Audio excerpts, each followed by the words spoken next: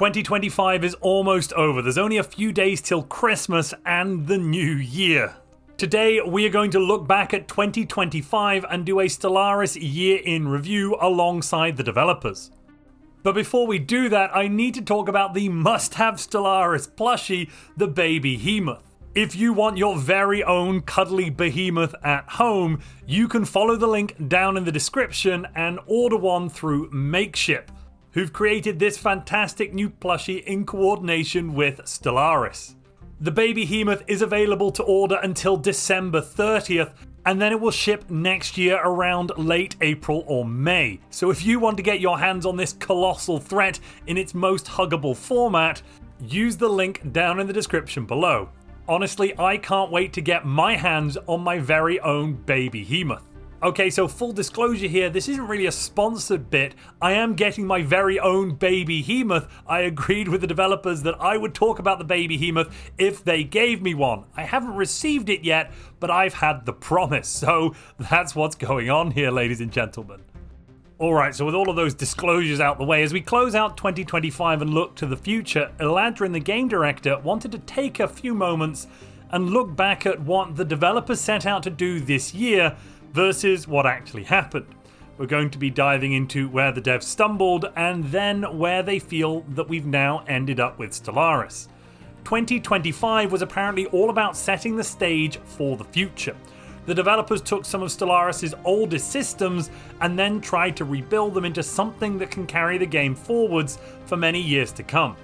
It was an ambitious undertaking, occasionally very painful, and will continue to be shaped and improved based on the feedback of us, the community. Yeah, there were definitely some big pain points this year. Interesting that the game director mentions carrying the game forward for many years to come. It makes me think we're definitely not getting a Stellaris 2 next year or the year after based on that kind of commentary.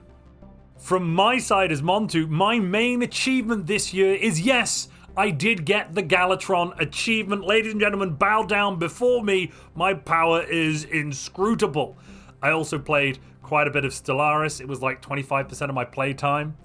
And then if you look at the funny Steam and review chart for the kind of games I like to play, the question was space, and the answer was space, basically, it seems. Grand strategy, space! Space, space, space! Do you like space, kids?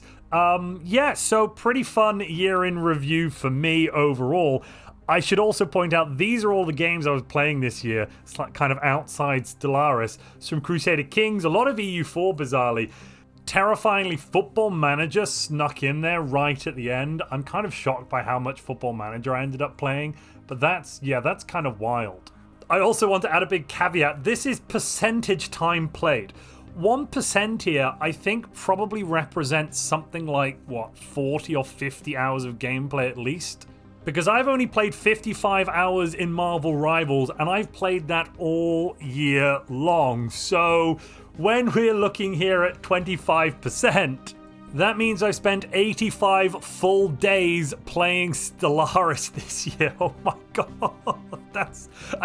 Yeah, I do love the game, and I've played a lot of Stellaris. 85 years of just full-time playing Stellaris. Sorry, did I say years? I meant 85 days. Well, it's fun to look back.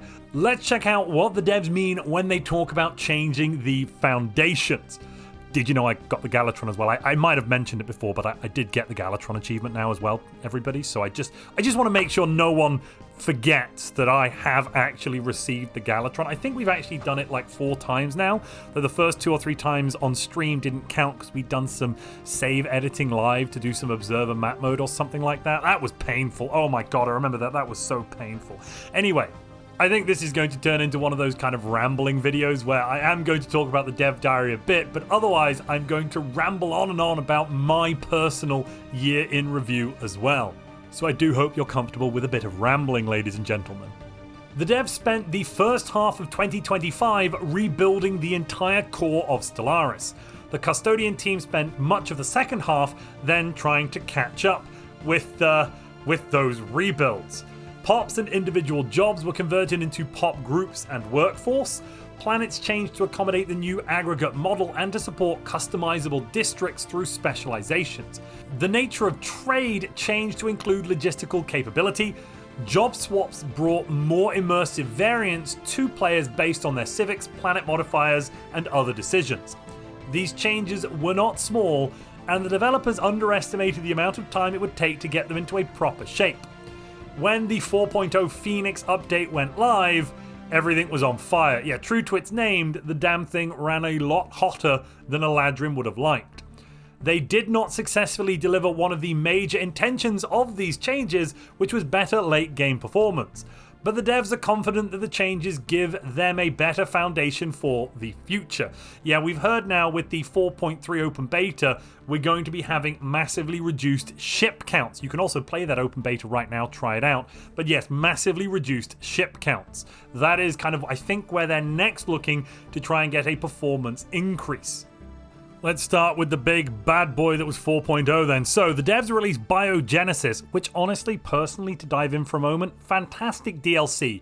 Absolutely great content in there. I loved it. The only issue, of course, was that the 4.0 update basically broke the game and it was actually unplayable. Like, before release, I was trying to record a campaign. I remember this. I was trying to record a campaign.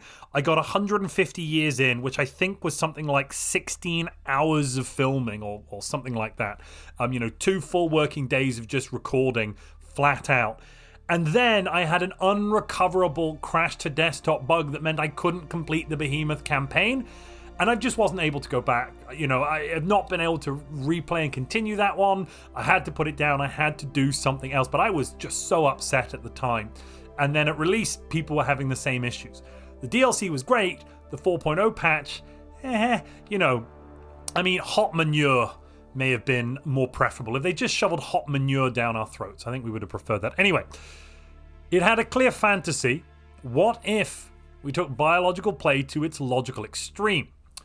That meant that everyone got meat ships with biological ship components and unique mechanics, expanded and improved the genetic ascension path, which is now the strongest path in the game. It added a new player crisis, the Behemoth Fury crisis, which does have an event option in-game for you to monetize behemoths and get additional trade value by turning them into plushies, literal plushies. Remember, like those plushies we mentioned earlier, the baby behemoths? Yes, that exists in the game. It existed before this, which I find amazing. Anyway, it also brought us the new Wilderness Origin, an entirely unique way to play in Stellaris. That was also kind of overpowered and broken. Well, first it was broken, then it was overpowered, then it was broken again. It did yo-yo back and forth, Wilderness. Funny stuff. Also, then there was the frenzied stabilization after the release of Biogenesis. The dev team spent the majority of the summer releasing a steady stream of 4.0.x patches at an unprecedented rate. Yeah, we kind of had 4 or 5 a week. For the first 3 weeks, I think there was something like 16 patches in 3 weeks, which is basically 1 patch per working day, pretty much. It was insane. It was crazy. It was a sign of the times that Stellaris was very, very badly broken for a lot of players. Starting off with crashing to desktop at release of 4.0, that was quickly worked out within a few days, thankfully, but then there were so many in-game bugs, UI bugs, just issues, big issues, that made it really difficult to understand what on earth was going on with the new systems and then even play them. The rapid cadence of patches brought rapid hotfixing. Then eventually the devs did settle into a healthier cadence where they released potential patches as open betas at the same time that they then sent the patches for certification. That meant they could continue improving on processes through 4.1 and 4.2, and all the post-release support they did there was greatly improved. I think we can all agree that it was much better after we got past the hellish opening of 4.0. I think 4.0 killed a lot off, the dream for a lot of players. Some of us kept the dream alive within us, but to quote Cleon, 21 patches over 7 weeks with 23 in total is a record. Not a good record, but it is still a record. One that is hopefully never repeated anywhere ever again for Stellaris. I am very sad that we lost a lot of players. A lot of people just stopped playing the game at 4.0, and they've slowly come back to ask, is the game playable again? And the answer is yes now with 4.2. It's definitely better, it's more fun, it's more stable. Multiplayer has a lot of issues, and late game lag now is worse than it was in 3.14 for certain, you know?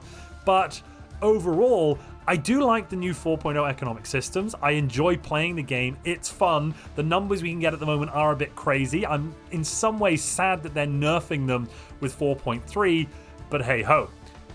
Then we had patch 4.1, the Lyra update, which came out alongside Shadows of the Shroud. Biogenesis was good, the biological evolution stuff was cool, bioships were cool, but honestly, personally, that's not my fantasy when it comes to sci-fi. That's just not my bag, babe. What I was really interested in, though, was a rework of the Psionic Ascension, seeing where they'd go with the Shroud, the mystery surrounding it. I think it's very clear that this DLC was not made by the core Stellaris team, though.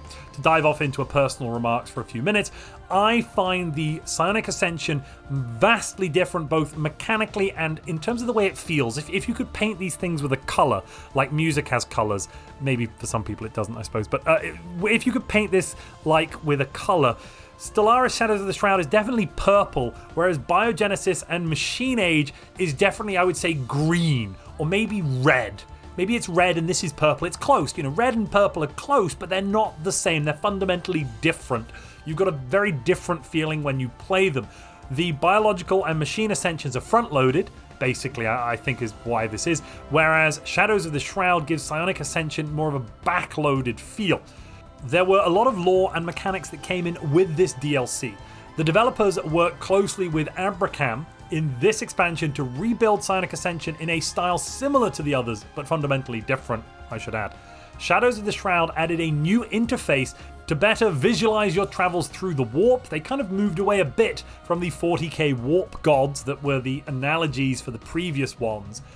Each of the entities in the Shroud had their own agendas and interests. The End of the Cycle got revamped and reintegrated with cool new abilities and UI features. They introduced the Mind Warden Enclave, anti-Psyker stuff. That was super fun as a foil with their own Enclave and then their own Empire start if you want to play as the Mind Warden Enclave. They also learned some lessons from the post-release support after the Phoenix update. As a clear example of one of these learnings, as you'd say in Scandinavia, open betas found issues that prevented 4.1.4 from shipping and breaking things, so that was good, we didn't get breakage. Now we come to the last DLC, the Infernals Species Pack. Honestly, in my opinion, the best Species Pack we've ever had for this game ever. Not only does it of course come with improvements rather than just getting a ship set and some cool species portraits, we've also got new traits, new civics, new origins, and even cooler, a new crisis path for the players. If this is the gold standard for species packs going forwards, I'm very excited. This is a massive species pack compared to what we used to get. For example, when Plantoids came out, we got some species portraits and some ship sets, and that was it. It was entirely cosmetic and nothing else. In a lot of ways, it really did remind me of the World of Warcraft horse cosmetic that was, I think, wasn't it their most sold thing ever? But yeah, now we've actually got in-game effects, things that are useful, a reason to buy the species pack beyond just the artwork. I personally am happy with that. I really didn't like when species packs used to come without origins and civics and traits. I, in fact, hated it. I never even picked up Plantoids. I think I'd been playing Stellaris for, I'm going to say, I think Plantoids I got in 2022. So I've been playing Stellaris at that point for 6 years. And I'd been making YouTube videos for about a year and a half, maybe 2 years, maybe even a bit longer. And I didn't have Plantoids. I didn't want Plantoids. I didn't feel I needed Plantoids. I was doing a live stream for Paradox Interactive. This was way back in 2022, back when I had, I think it was something like 10,000 or 15,000 subscribers back then. I wasn't live on my own channel. In fact, I was live on the Steam page for Stellaris. I think they paid me peanuts to be live for an hour or two, but I was really excited to be live for Paradox, basically. I thought it was so cool and awesome. But I didn't have all of the DLC One of the DLC I didn't have was plantoids. Another, I believe, was lithoids, because I really just was not interested in rock people. Wasn't part of my fantasy. I'd bought humanoids because I wanted the different portrait set so I could do UNE playthrough. Just personally, I was into that with federations and the humanoids, so I could do, not UNE, sorry, I mean UFP, United Federation of Planets, you know, the Federation from Star Trek. I wanted to play with Klingons and have Romulans in and all of that kind of stuff, and you could only get that with the humanoids species pack. But I didn't have plantoids, I didn't want it.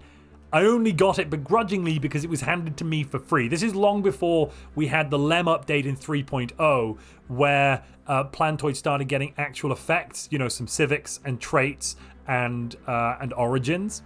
Still, I wouldn't have picked it up if they didn't give it to me for free. Now, though, I think we're getting some really good stuff. If Infernals was available back at the release of 2.8, 2.7, back around then, I think I would have bought it, you know.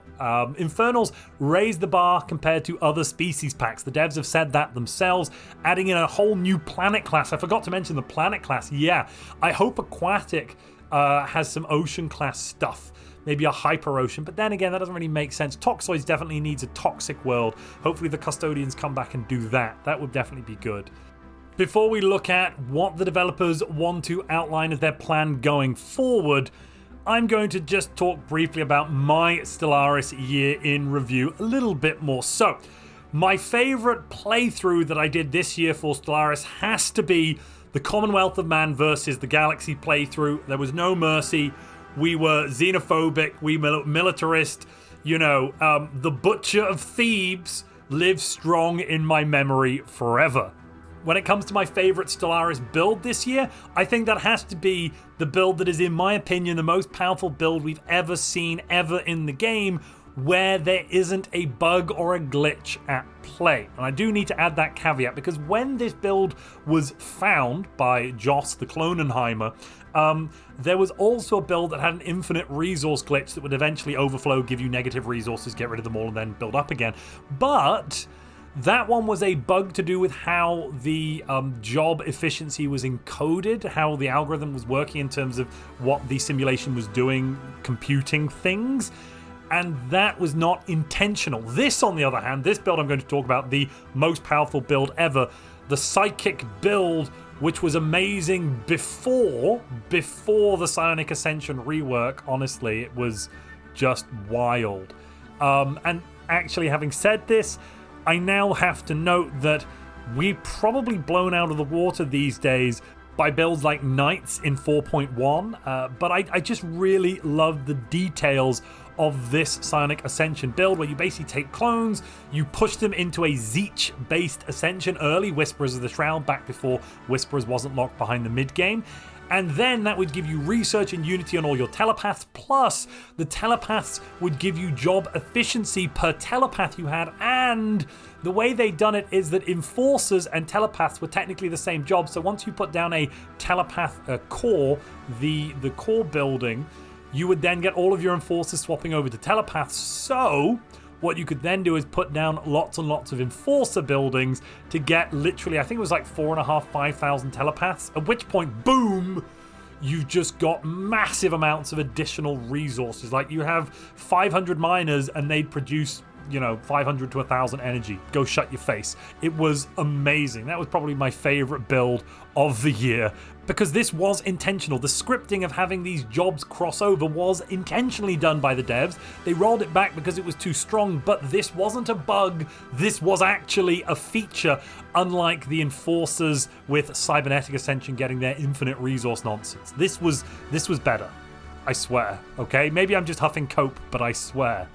When it comes to tier lists, I think my favorite tier list that we did this year has to be the Traditions tier list, where we ranked every single tradition. That one is still actually, I think, technically correct.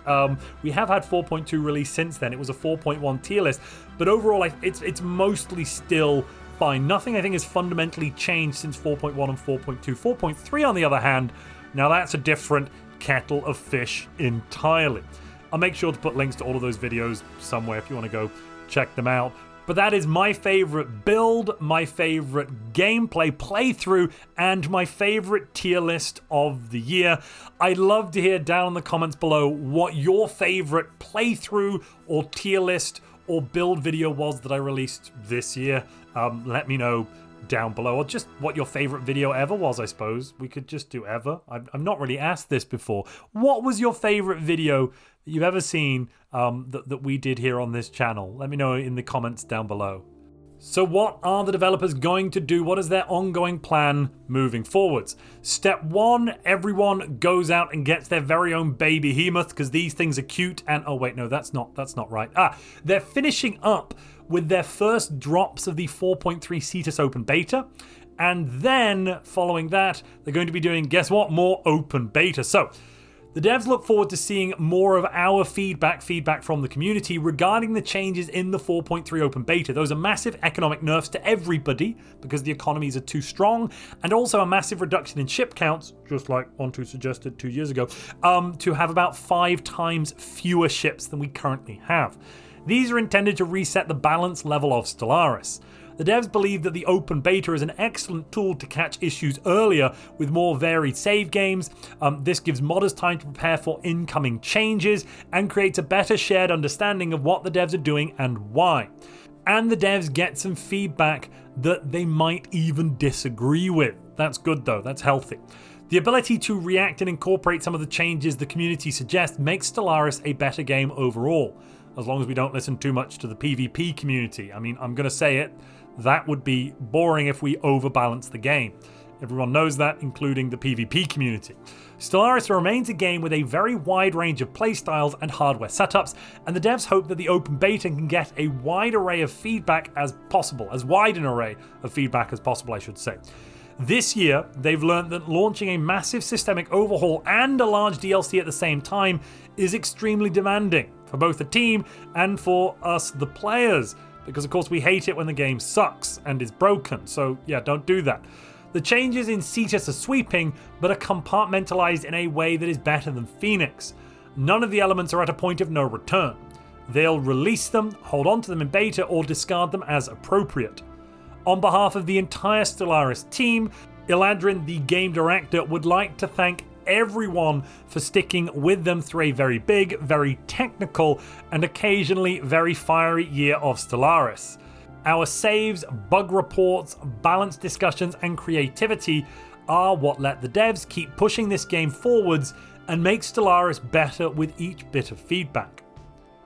They'd like to wish you a very happy holidays and hope that they see us among the stars in 2026. That's from Iladrin and the entire Stellaris team. I'm going to add to that and say I wish you all a very happy holidays as well. Don't worry, we've got more videos coming out tomorrow. On Saturdays, there's a Sins of a Solar Empire 2 video. We're covering the new diplomacy changes and some more Stellaris stuff coming in the next week. A tournament on Sunday, hang around for that, and probably some live streams during the Christmas break. Until then, if this still hasn't scratched your Stellaris itch and you want more Stellaris, you might want to see what happened when I took an F-tier empire with F-tier civics and origins and traditions and tried to fight a 25 times crisis. Oh, it was such a stupid idea. If you'd like to see that and me suffer, click the video on screen now.